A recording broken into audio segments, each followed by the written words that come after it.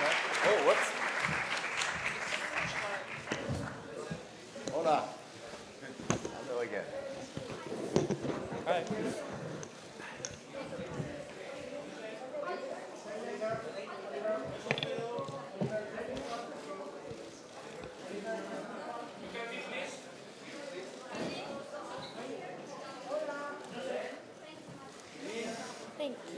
Vais acabando, por favor. Did you? During what movie? You? Egun on berriro guztioi. Ongi etorri.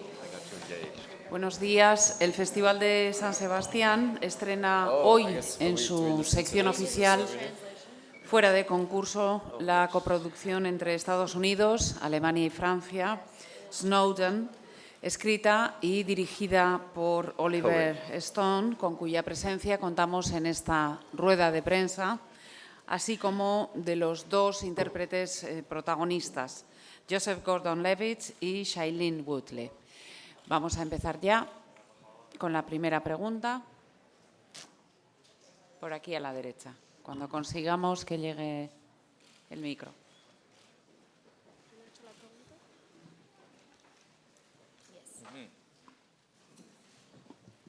Hola.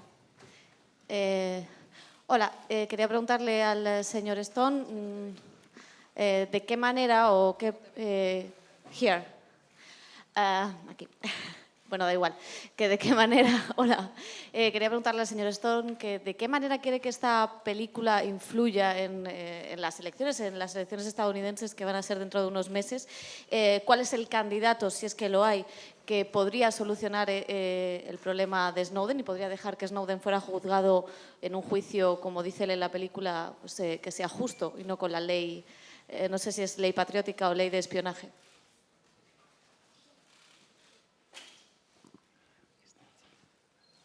Well, first of all, I'd just quickly say that the movie was planned and started 2 years ago. So it has nothing to do with the U.S. election, and we had no intention of coming out in the middle of it. None at all. So there's no agenda here at all. Secondly, neither one has talked about the surveillance state, or much less Edward Snowden. They haven't addressed it. And neither of them in their past statements have indicated they would have any mercy on this case.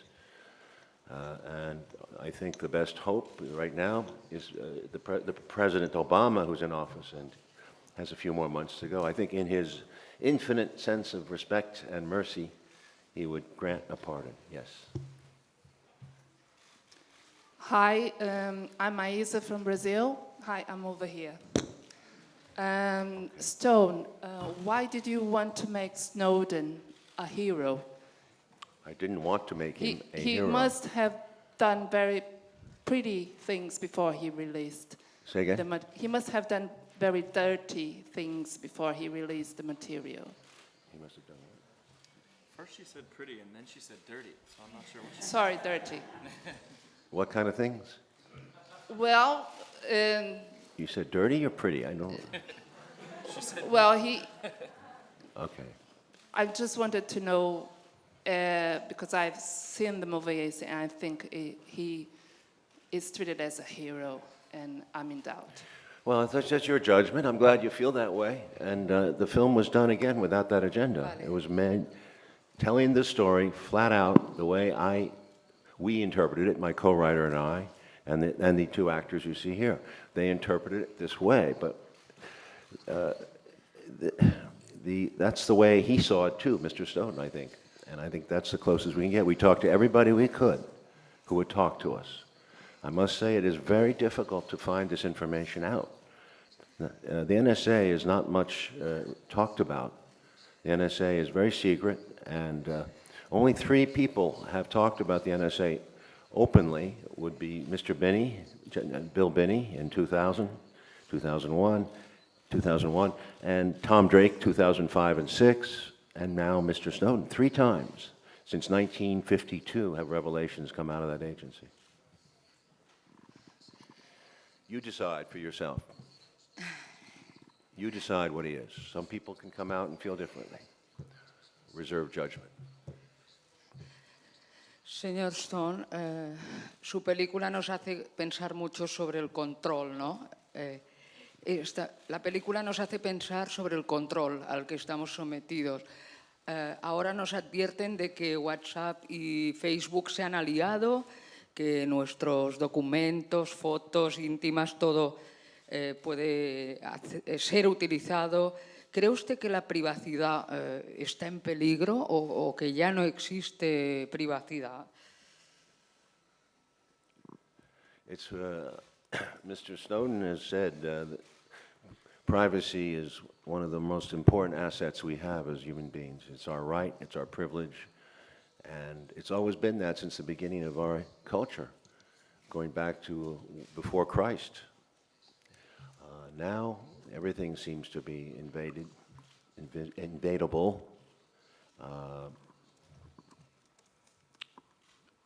You want to add something to that, Joe, Shailene? Please do. Well, you bring up Facebook and WhatsApp, and it's really true. There's definitely a culture nowadays where some folks like to share everything about their lives, and I think that's fine if that's your choice to use that as your mode of expression. Me personally, I prefer to share some things about my life and then keep other things private for my family, for myself. But again, I wouldn't say that either way is right or wrong as long as we have the choice.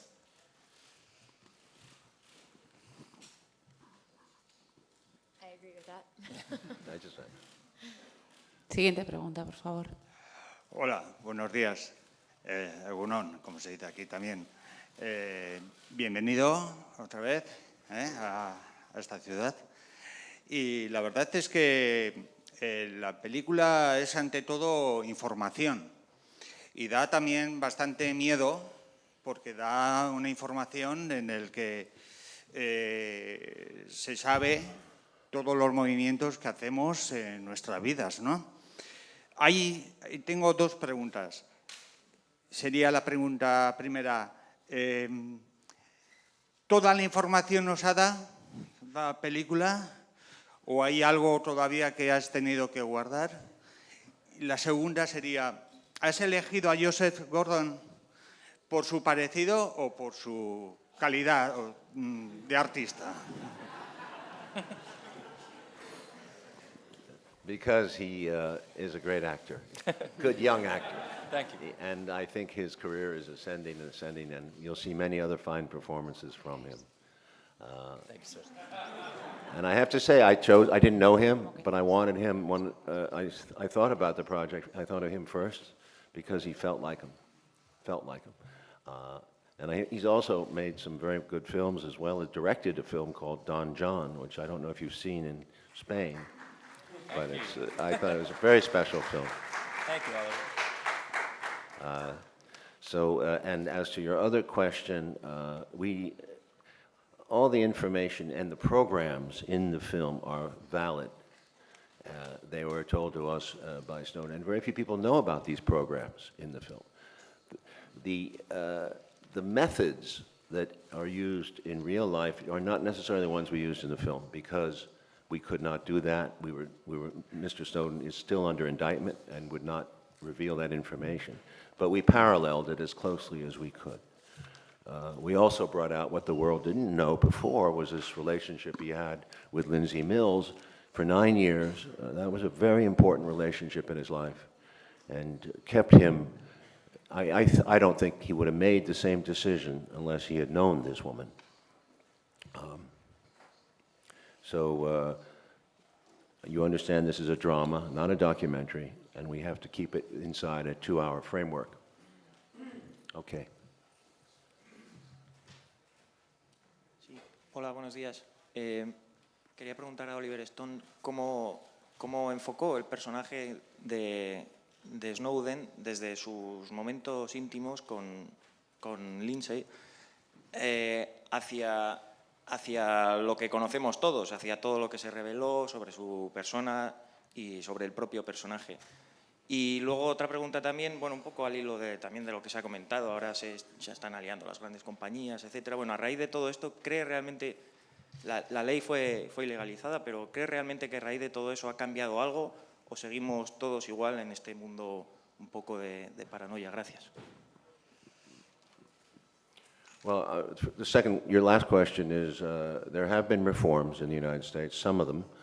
They're somewhat minor reforms, but they have changed some things, and they've admitted, many people have admitted the effect of Mr. Snowden's on the reforms. He has played a role in reform. Another big thing that happened from the Snowden revelations is the embrace of encryption in the United States. Many companies, the major companies in computer world, not in the telephone world, have provided encryption to their customers, because if they don't, they fear that they're going to lose their customer base. As to his relationship with Lindsay, this was evolved, this was felt by us from Ed talking frankly to us over many meetings. I think I went 9 times to Moscow. And I met Lindsay twice, and Shailene met her for several hours and met her again, I think twice or once, twice, I think. So maybe she should tell you a little bit about it. What we felt was something was going very important between them that developed in those 9 years. You want to talk a bit about meeting her? Yeah, I got to meet Lindsay 3 months after we commenced production, which was interesting to play a character that you had no relationship with prior to building that character, but because Oliver and Kieran Fitzgerald, who is the co-writer of the screenplay, had met Lindsay and had multiple conversations with Ed, you know, it's easy to see this story, back to what your point was earlier. I'm so sorry, I don't remember her name. But when she said, you know, hero or traitor, it's easy to simplify it into one word or another, but this is a very complex story, and we forget that Edward Snowden is a human being on another journey, just like all of us. And I think what their relationship brings to this film is the ability to relate and empathize with his situation. And you don't have to agree with what he did or disagree with what he did, but we can all relate to relationship, we can all relate to partnership, and we can all relate to a deep love that raises the stakes of every decision in our life. And I think what Oliver and Kieran did with this film was exemplify what Ed and Lindsay's relationship was in real life, as well as give us as the public some context into the inner workings of Edward Snowden that we weren't aware of beforehand. Hi. It's easy to imagine how the NSA is tracking everyone who has any kind of relationship with Snowden, and now you guys are part of that list. Congratulations on that. So how paranoid were you about this? Do you have the feeling while shooting that you were actively being watched? Do you have that feeling now? I didn't, no. I felt like we were public and we were legal, we were a business. We stated our intentions. We kept our script offline as much as we could, because, you know, there would be a high price on hacking the script about the major hacker in the world. So we definitely took precautions. We encrypted what we needed to, and we had person-to-person meetings where it was necessary. We tried to stay off any means of interception. We had our phones checked in the United States, but our producer, Moritz Bormann, who's here today, decided it was in our interest to move to Germany to make the movie. So we went there, and to Munich, and we shot most of the film there and went to the United States for 2 weeks, once to the White House area in Washington, and once to Hawaii for the scenes in Hawaii, and then Hong Kong and Moscow for the close. Hola, buenos días. Hola. Hola, buenos días. Mi pregunta, bueno, hay una para Oliver Stone. Si es cierto, me da la impresión de que la película refleja un poco una cierta decepción con lo que ha sido la administración Obama, lo que pudo ser o lo que prometía ser y lo que finalmente ha sido. Y si me aclaras si esa impresión es correcta. Y para Joseph, si hubo, al preparar su papel, si habló con el propio Snowden y cómo fueron esas conversaciones, si es que las puede revelar. Well, I'll answer the question to me.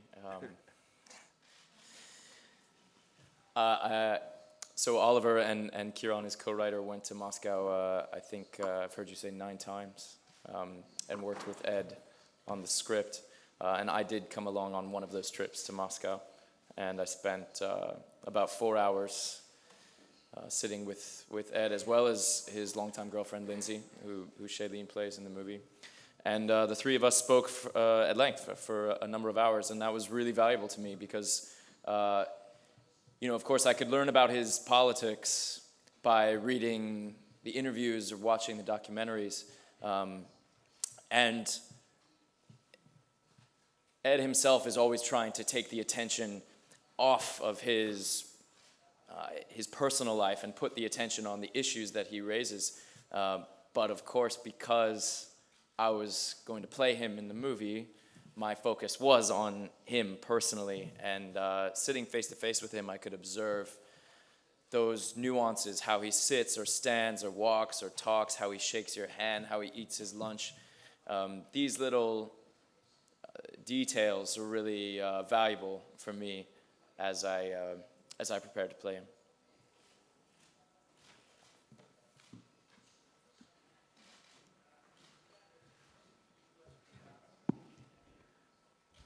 You want to answer, Stefan?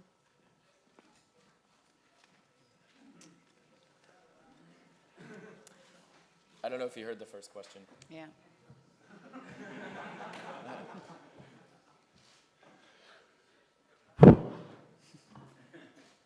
Well, it's in the movie. You see Mr. Obama on television in the 2008 first term.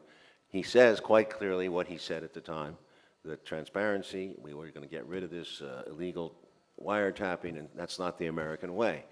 And of course, he went the opposite way. Mr. Snowden and Lindsay were both hoping that he would change course. I thought so, and many people believe so. We had hope because he seems like a man of great integrity.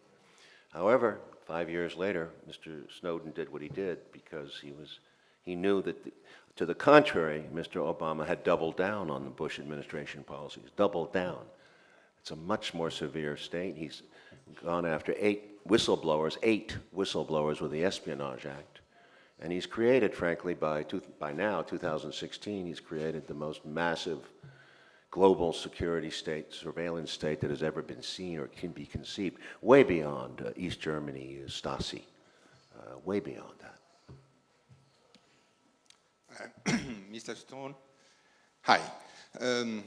I think your film is a very nice drama thriller, nice entertainment, but I think you present Snowden like a perfect hero on riding a white horse.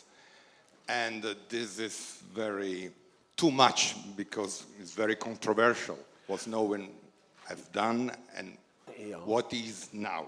But just a simple comments. I'm not giving any kind of approval of this total control. And I understand in the States you have your heritage, because history is always heritage, of this pilgrim moral commitment, and your constitution is focusing that.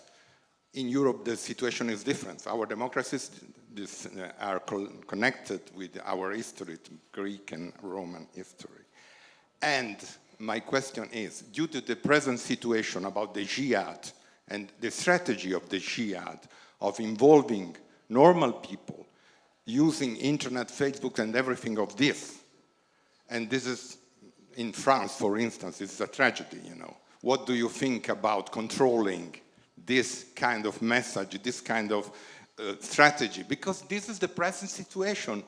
And capitalism is that about a personal enterprise. You have the possibility to vote and to put another situation.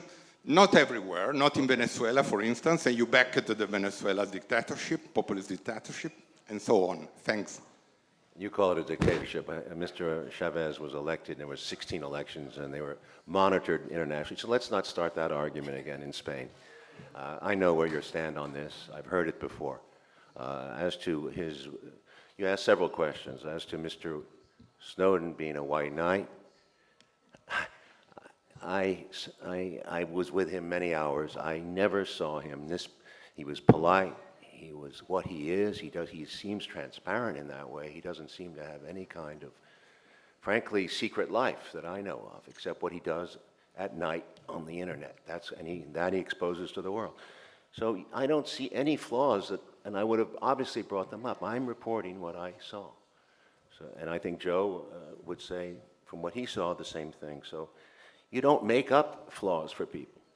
The flaw he had is perhaps that he was too frail to work in the military. That's certainly a flaw. You saw how, at times, antisocial he could be. He could not sometimes express himself. He couldn't even express his emotions to Lindsay at times. He wanted to say, I loved you, but he can't even say it until the very end of the movie. So those are flaws, if you look at it. But don't invent flaws for the man that he doesn't have. As to your last point about the need to sacrifice our civil liberties in the name of terrorism, I've heard that many times before. And the Germans heard it in the 1930s. It was one of the first things the Nazis did in 1933. We're here to protect you. We have to protect you. We need your loyalty. I've heard that, and other people through life have heard this many times. It is the death knell of liberty, true liberty, and it's the beginning of authoritarianism and tyranny. It is a very dangerous thing, you say. Terrorism can be fought, and I totally agree. It is a horrible thing, but it is not the most dangerous thing that ever visited mankind. There has been great dangers throughout history, catastrophes beyond belief. So in the name of one thing, like terrorism, to change all the rules is, to me, not a marginal response. It is an extreme response. Let's beware of fascists and tyrants who take over our governments and tell us we are going to protect you. I don't want that kind of protection. And thank you.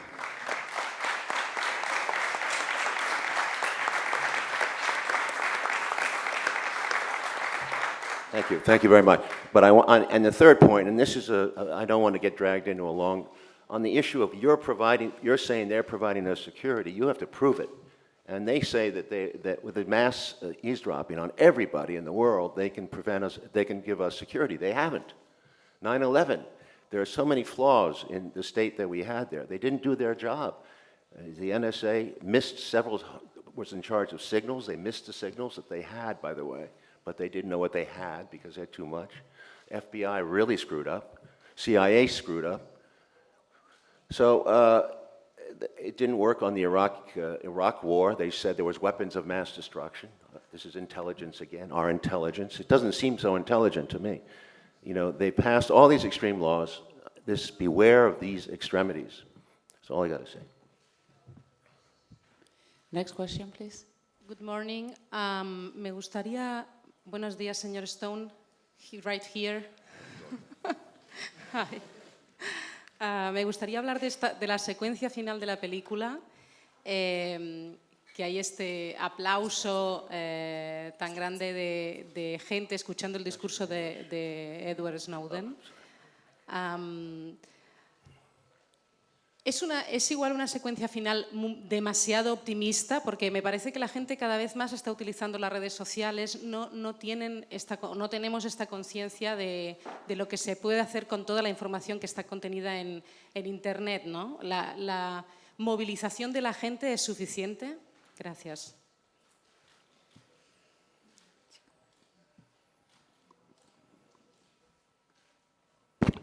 We got to start somewhere. We got to start somewhere, making books, movies, journalists who do their job and truly investigate. That's all we can do. This is a very serious situation. Yes, they have control. They have total surveillance powers of the internet. Underwater cables, everyone is tapped. In space, 2,200 miles up, we have gigantic rockets the size of the Eiffel Tower, listening in on every corner of the globe. This is a very serious situation. But we must become aware of it, and this is what Snowden has done. There's also the issue of cyber warfare in this movie. It's raised when Snowden is in Japan. He talks about what we were going to do to the Japanese if they ever turn on us or if they no longer are allies. We have malware planted all over Japan and in other countries. Mexico is mentioned, several other countries. It would be very interesting to further that investigation. Another film can be made about that situation. It's very dangerous, cyber warfare, because nobody knows how it starts. Nobody knows how it starts. It takes months and months to figure out this stuff. What the Stuxnet virus was. It took 7 months for a guy in the United States to solve the mystery of what the Stuxnet virus was. Do you know what that was? Anyone know? Raise your hand. Yeah, one person. It's a shame because that is really what you should be working on now. This is 2007. We go into Iran, the United States launches the Stuxnet virus along with Israel. They won't claim it. They would give it official denial, but it certainly is true that it happened, and it took this researcher 7 months to find it. Once he found it, he knows we launched it. And at the same time, you have to realize that cyber warfare is like atomic bombs. Other countries pick it up too, and other hackers too. Apparently hackers can do it. You don't have to be a state government. You can be an individual and you can hack into the Pentagon. We've seen that. And that's what's going on now. People don't know. They're making crazy accusations about what country did this and that, Korea, China, Russia. It's very dangerous, this accusation game. Can I add something? Yeah. Mind? I thought your question was interesting. Is this sufficient? And you referred to a round of applause at the end, which is what happens. Snowden gives talks all over the world, and a lot of people are very receptive to what he says. And of course, you're right that today he remains very controversial, especially in the United States. And while a lot of people feel positively towards him, a lot of people do feel negatively towards him. But I also think that especially the younger people who are kids today, younger than Shailene and I and me, they're the ones who are going to grow up and be in charge of these systems and these machines. And I do feel optimistic when I talk to people that are younger than myself, because I think they feel a sincere, emotional connection and identification with this technology that, honestly, those of us who didn't grow up with it can never feel the same way that people who did grow up with it do. I got my first email address when I was in high school, so I'm kind of at the very beginning of it when I was a teenager. But people today who grew up, who never knew changing channels on a television, they only ever known the internet. That's something that they, I think, care to defend the egalitarian nature and the potential of what it can be, and are sincerely concerned that it not become an instrument of the kind of authoritarianism that Oliver is talking about. So, your question, is it sufficient? I mean, we'll have to wait and see, but I'm optimistic. Yes, hello. I wanted to follow up on what Oliver Stone said about cyber warfare. Here I am. On cyber warfare and technology. I agree on every word you said. I was thinking, what does Ed Stone think about all that? How can we control all this technology that has really grown out of control? It's monstrous. Yeah, and then there's a second. It's a very good question. The movie doesn't go there. Yeah. Second question. I noticed there was Snowden's Russian lawyer who played a part in making the movie. I presume that implied a Russian angle to the whole story, a Russian angle, a non-American understanding of the whole situation. And I wonder if that was integrated into the movie, or how does the Russian players' understanding of the whole thing come into the movie, if it does or not? The movie, as you saw, it presents the facts as we know them. He went to Russia. His passport was revoked in the air, and he was stranded there. The Russians, after 8 days, negotiated by his Russian lawyer, in part, gave him asylum because there was no other place he could go. He didn't have a passport, and he wasn't a Russian citizen. And the United States, by the way, did not have an extradition treaty with Russia, not because Russia didn't want one. Russia asked for one and was negotiating one because they have so many criminals hanging out in the West that stole Russian state property and have billions of dollars, much of it illegal. And Russia was pursuing those people. The United States would not sign that treaty. So all of a sudden, when this young man comes up in Russia, the United States demands him back. Not so. You didn't make a treaty. So that's one point that people do miss. Number two, Anatoly Kucherino was a lawyer, human rights lawyer in Russia, and he wrote a book, a fiction book about the case. Very interesting, totalitarianism, 1984 kind of book. A lawyer interrogates a dissident from America who's fled to Russia. There's no other country in the world that can give him protection at this point, and no other country would. And I find that very interesting. As a creature of the 1960s, I'm quite shocked because I think when I was a young man in Europe, Europe was much more independent, and Switzerland and Sweden, Canada would have considered and probably would have given him asylum, Snowden. But your other question was about cyber warfare. Yeah, just quickly, the only way out of this mess, the only way, is the way we did it during the atomic bomb era. We need treaties. We need a treaty between Russia, China, Iran, and the other countries that are using it, and the United States. However, it seems to me, since the United States established dominance and was first in Cyber Command, we created the Cyber Command, that the United States does not want a treaty. That is an issue that is very important and goes very deep, but you'd have to get some people to help you investigate that. Hola, es una pregunta para los actores. Para Joseph, como has hablado con Edward Snowden, y él había hecho Citizen4, que es contar la parte, los aspectos técnicos y políticos. ¿Qué pensaba él de esta película? ¿Por qué quería él que se hiciera esta película? Y a Shailene también, y a ti, ¿cómo os ha afectado trabajar con Stone? En el sentido de que profesionalmente es un paso más allá. O sea, es una película claramente política en la que vosotros, bueno, pues de alguna manera tomáis una postura. ¿Cómo os ha afectado eso profesionalmente?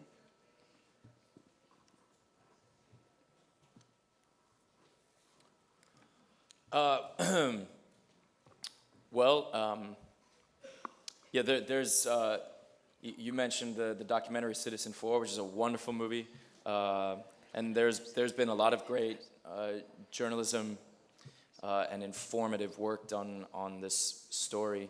I think our movie uniquely is less about delivering information in any kind of comprehensive way and more about an emotional drama. And as far as, you asked how Mr. Snowden himself feels about having a movie made about himself, I'll be honest, he was embarrassed. He's a private person.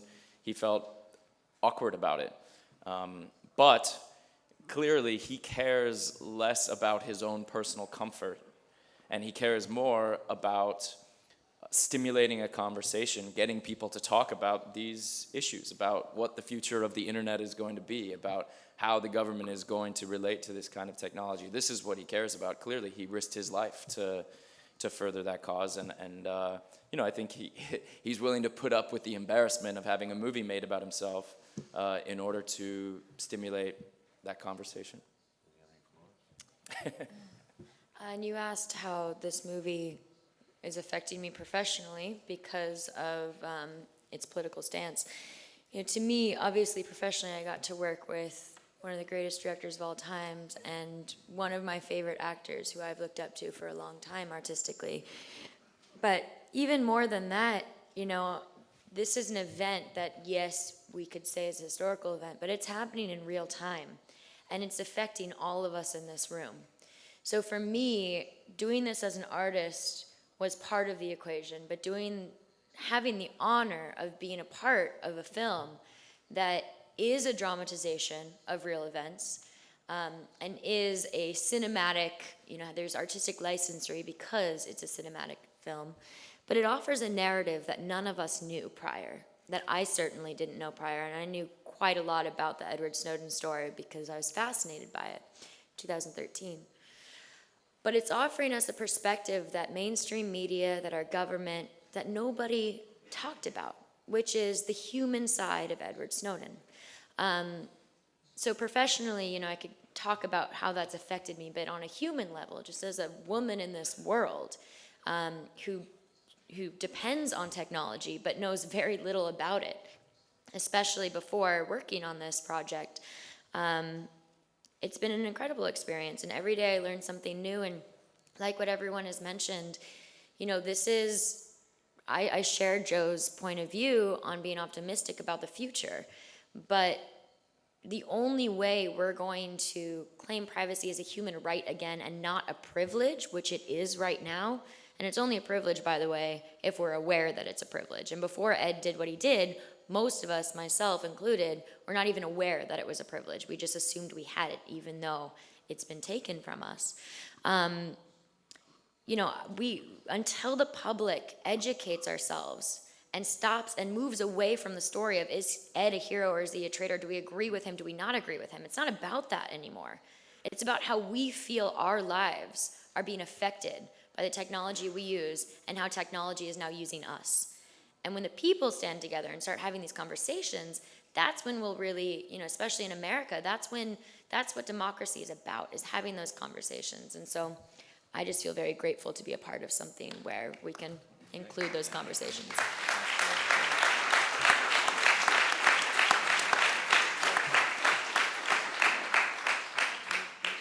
Siguiente pregunta, por favor. Señor Stone, ¿qué tal? Soy Gonzalo Hurtado de Perú. Quería saber, hemos visto cómo ha sido el gobierno de Bush, entonces el de Obama era visto como una esperanza, y ante la decepción que ha causado, ¿cómo ve usted el futuro político en los Estados Unidos, el futuro inmediato? I think, talk to the two optimists here.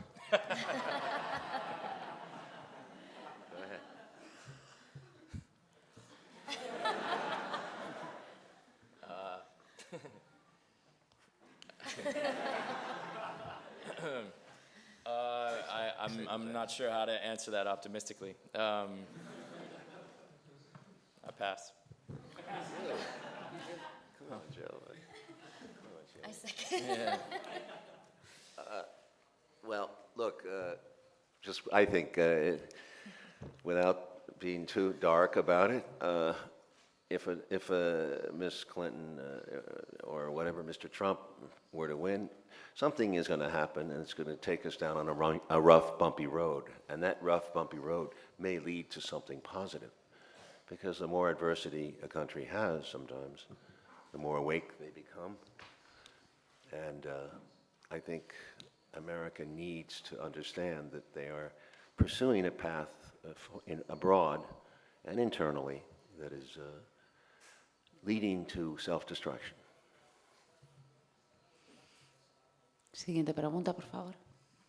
Hola, buenos días. Quería preguntar, porque coincidiendo con el estreno de la película han ocurrido dos eventos curiosos. Uno es un informe publicado por la NSA y por la CIA reincidiendo en las crueldades consecuencia de las informaciones publicadas por Snowden, y otro, un movimiento social y político pidiendo el perdón de Estados Unidos hacia Snowden. Entonces, me gustaría conocer su opinión sobre si ese informe implica un intento de silenciar la película en Estados Unidos y si sería seguro para Edward Snowden volver en caso de que el gobierno le perdonara. Gracias. Well, the report by the committee is a repetition of the same kind of reportage they put out on Snowden. He has blood on his hands. He's responsible for the death of Americans, and he's hurt our intelligence agencies, et cetera, et cetera. But these are the very same agencies and congressmen who have voted for this state of surveillance in the first place. It's very difficult to get them to change their minds when they are defending a system that is insupportable. And the argument is never verified. They never tell you what he did, what Snowden actually did, and to hurt somebody. At one point, there was a talk about how mass surveillance works. They talked about 54 cases, and they talked about 30 cases, and then they got it down to one case where they actually mentioned somebody, and it was a taxi driver in America who was sending $8,500 on a wire transfer to al-Shabaab in Somalia. You know, they say blood on your hands all the time. They said it for years, way back in the 1960s. They're certainly missing the proof. You got to trust the American people. You can't just hide from them everything about your security state. And that's what they do. Mr. Snowden, if he come back to the United States, cannot have a trial, really. He'd be charged under the Espionage Act. He's not allowed to defend the public interest, which is his major defense. He can't even discuss the case, the things he did. Tenemos tiempo para una última pregunta. Hola, buenos días. Quería preguntarle, señor Stone, usted lleva a la pantalla la vida de un héroe de nuestros días, todo el mundo le aplaude, pero no deja de ser un poco un kamikaze que acaba en Moscú, como siempre ha sido cuando alguien se enfrenta a los poderosos, a la administración. En todas partes hay gente que por sus trabajos conoce corruptelas, pero prefiere mirar hacia otro lado, no quiere acabar en Moscú, o peor aún, no quiere acabar sin trabajo. ¿Usted qué recomendaría o qué hubiera hecho usted, incluso quienes le acompañan, si conociera un caso de corrupción y tuviera pruebas? ¿Se hubiera comportado como un kamikaze? Well, you'd have to ask each of us individually. I certainly could not have done this at the age of 29. I was not that person. I did not have that consciousness. It took me many more years to discover more about the world. I would just add before they speak, the kamikaze is not what he considered himself. He just simply made a decision in his life to do what he did and to leave Lindsay behind and not involve her in any way. He felt strongly that there was a possibility to be killed or imprisoned for a long time. And he didn't have an exit plan, a very good one. He didn't really think about it. He was very happy to get the information to the journalists, very happy. In the movie, you see him delete the information. He made that point to them several times that it's your responsibility now. Take it to the people, let the people decide if I was wrong or right. But the people haven't really been able to understand the degree, the complexity of the information or the sophistication of the American NSA and CIA. For me personally, I've never risked my life for anything. I mean, I haven't, that's the truth. I'm different. Oliver went and fought in Vietnam. I never went and fought anywhere. So I don't think it would really be right for me to say that I would or could. I never have. But I'm grateful that Snowden did. Similarly to Joe, same thing. I've never risked my life for anything. It takes a great amount of courage, to put it lightly, what Ed did, but really an incredible amount of selflessness to do what he did. We use the word patriot in America often, and I think in many ways Ed is the greatest patriot for our country because he believes in democracy, he believes in the people and our government so much to the point that he was willing to put everything about his life, his livelihood, his love's livelihood on pause to offer us an opportunity to look at our lives and how we may want to change things moving forward for future generations to help empower the people so that we can participate in a functional democracy. Okay, thank you very much. Thank you very much. Muchísimas gracias a todos.